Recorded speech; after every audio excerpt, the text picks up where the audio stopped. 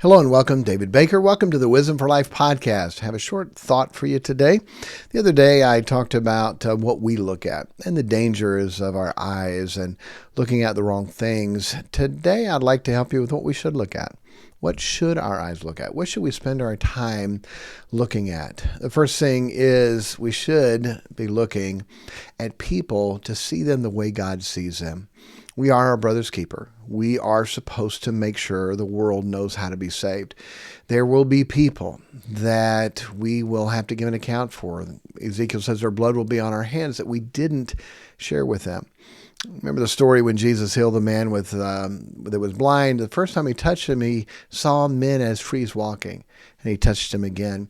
We need that second touch to look at people the way Jesus sees them. So many times we see people as trees walking. We don't see them as they really are, lost without Christ. Hey, encourage you to something. When you're at a stoplight, waiting for the light to turn red, just look over at people around you and think and ask, I wonder if they're saved. I wonder if they're on their way to heaven. That person in that car will spend eternity somewhere forever. We don't think about people like that. We don't look at that. We should.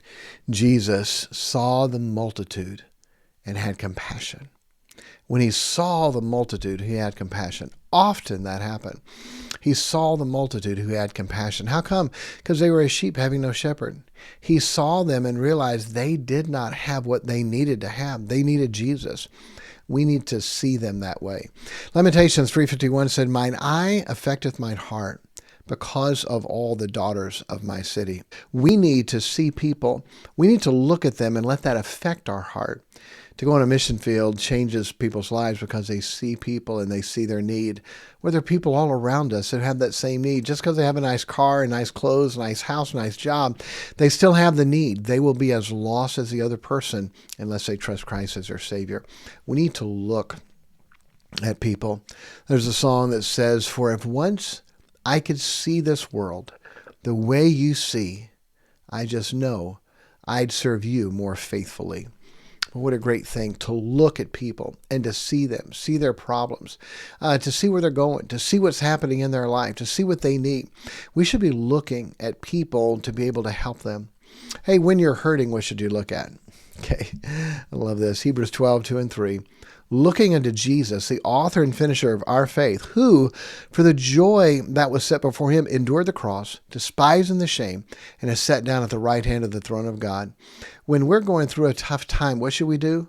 Look to Jesus, the author and finisher of our faith. What did he do? He endured the cross, despising the shame, set down at the right hand of the throne of God. You say, well, it's just not fair what I'm going through. I shouldn't have to go through this, okay?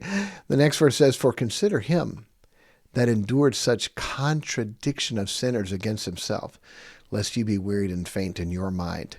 Hey, when you're going through a tough time, what do you do? What do you look at? Look at Jesus. Look what he went through for me. There have been times when, I'm sorry, yes, I had a pity party. Now, nobody usually shows up, but I had one. And what pulls me out of it, the best thing is I start thinking about Jesus and what he went through for me. He was perfect and went through all that for me. I'm a sinner, and if I go through a tough time, consider him that endured such contradiction. Here's someone who never sinned who's paying our sin. What a contradiction.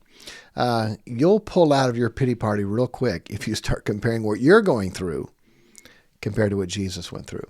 What else should we look for? We should look for Jesus again to come back.